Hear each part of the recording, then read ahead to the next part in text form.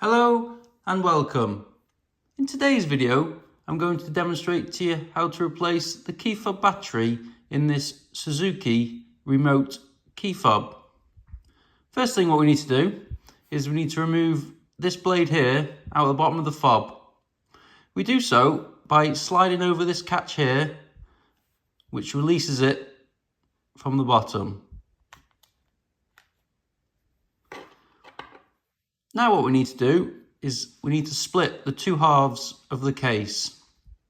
We do so by popping our flat-headed screwdriver just in the bottom there. There's a small indentation where you can pop the screwdriver and you can give it a twist and it will crack the two halves of the case.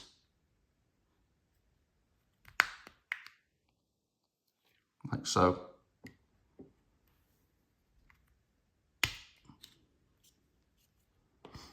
And there is your key fob battery. We just get our screwdriver again and we just remove it from its housing.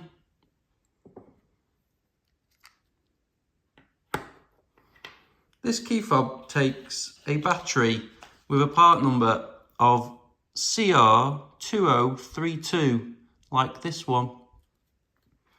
We just simply get our new key fob battery and we just pop it back into the housing,